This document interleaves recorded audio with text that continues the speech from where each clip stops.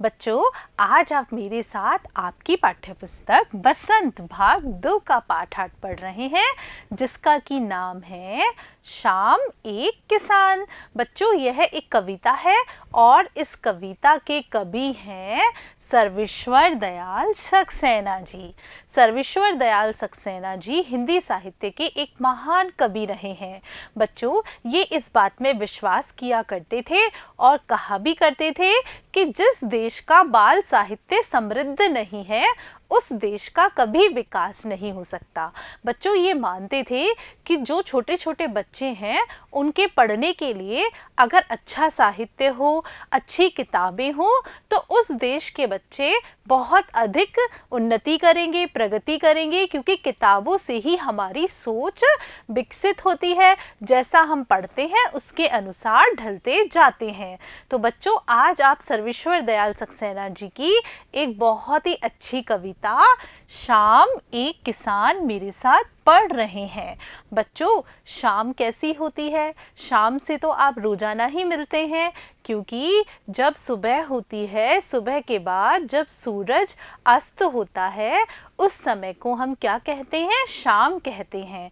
तो आज आप मेरे साथ इनकी कविता शाम एक किसान पढ़ेंगे, देखेंगे, पाएंगे कि शाम एक किसान कैसे है।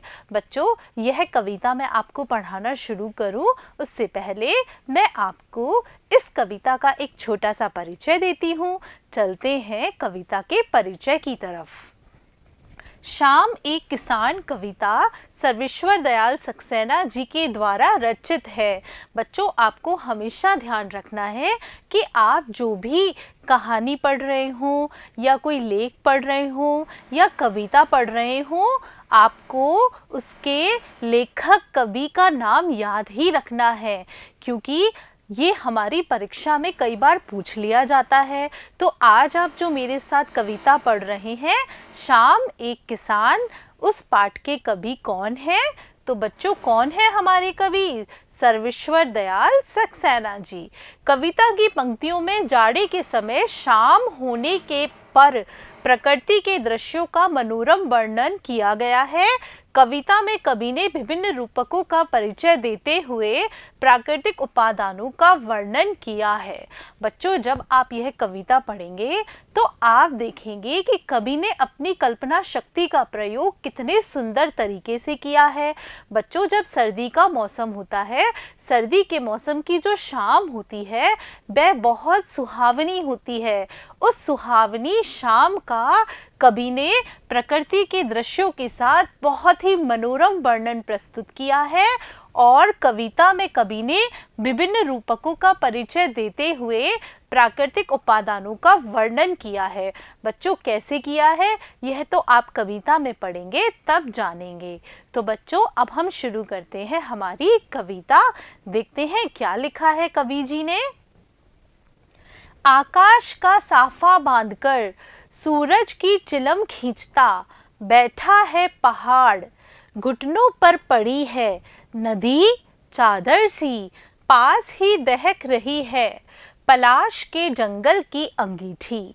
अंधकार दूर पूरब में सिमटा बैठा है भेड़ों के गले सा। बच्चों, जब आप यह पंक्तियां पढ़ रहे होंगे तो कुछ कुछ चीज़ें तो आपके समझ में आ रही होगी और कुछ कुछ चीज़ें आपके समझ में नहीं आ रही होगी। तो यही बात मैं आपको यहाँ समझाऊंगी। बच्चों, इसको मैं समझाने से पहले आपको चित्र की तरफ लेकर चलती हूँ। आपको यह चित्र दिख रहा है, यह आपकी पाठ्य पुस्तक में भी है। हमारा जो कवि है वो शाम के समय बहुत ही अच्छी कल्पना कर रहा है। देखिए कैसे कर रहा है। उसको ऐसा लग रहा है कि ये जो पहाड़ है वो ऐसा लग रहा है कि कोई किसान वहाँ आकर बैठा हुआ है, और जो पहाड़ की ऊंची ऊंची चोटी होती है, आसमान तक जाती है, तो ऊपर जब बादल होते हैं तो उसको ऐसा लगता है कि ये जो पहाड़ है जो कि किसान की तरह बैठा हुआ है, यानी जो पहाड़ है वह उसे किसान की तरह लग रहा है, और जो ऊपर बादल चल रहे हैं उसे देखकर ऐसा लग रहा है कि किसान ने सफ़ेद रंग की पगड़ी पहन रखी है। देखिए आप कवि की कल्पना, फिर हम आगे चलते हैं, देखते हैं जो ये सूरज छिप रहा है वो उन्हें ऐसा लग रहा है कि पलाश के जंगल हैं उसमें अंगीठी जल रही है। यानी जैसे अंगीठी आप लोगों ने देखी होगी जिस पर कि पहले खाना वगैरह बनाया करते थे, तो जैसे वो अंगीठी जलती रहती है, अंगीठी भी नारंगी कलर की सी आग निकालती है, वैसे ही जब हमारा सूरज छिप रहा होता है तब वह भी नारंगी रंग के जैसा लगता है। तो कवि को लगता है कि ऐसा लग रहा है कि ये जो किसान है वो सर्दी के समय, शाम के समय अंगीठी जलाकर अपने हाथ सेक रहा है।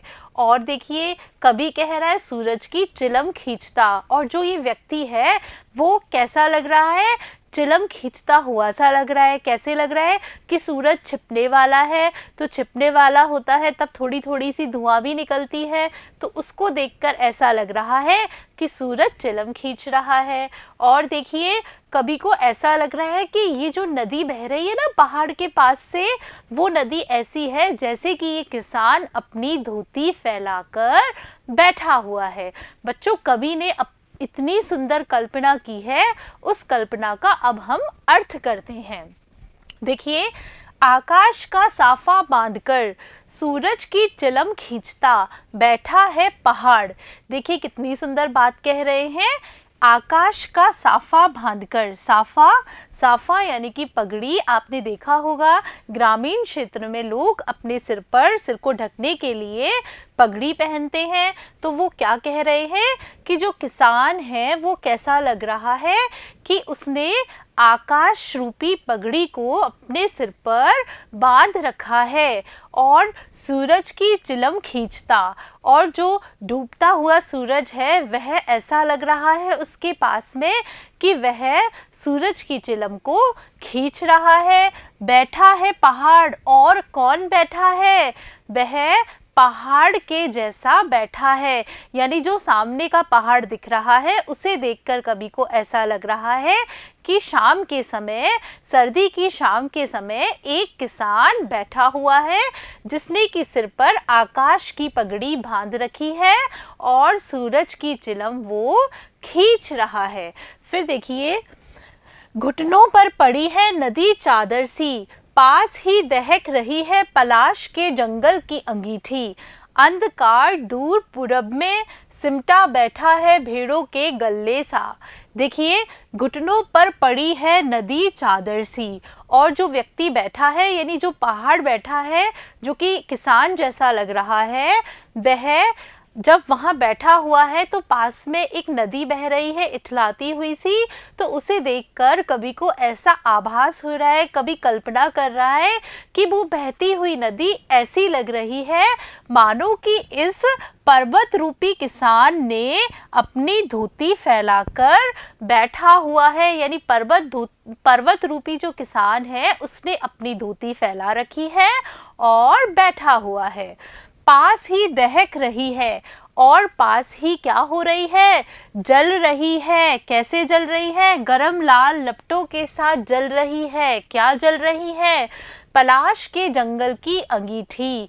बच्चों पलाश के फूल आप लोगों ने देखे हैं, पलाश के जंगल आपने देखे हैं। पलाश में लाल रंग के बहुत ही सुंदर फूल आते हैं, तो उन पलाश के जंगलों को देखकर ऐसा लग रहा है, ये चित्र में यहाँ पर पलाश के जंगल हैं, इन पलाश के जंगलों को देखकर ऐसा लग रहा है कि उसके पास में ही एक अंगीठी जल रही है। अंगीठी जल रही है, किसकी अंगीठी जल रही है, पलाश के जंगलों को देखकर ऐसा आभास हो रहा है कि उस व्यक्ति के पास अंगीठी जल रही है जिसमें कि वो अपने हाथ ताप रहा है। अंधकार दूर पूरब में सिमटा बैठा है भेड़ों के गल्ले सा।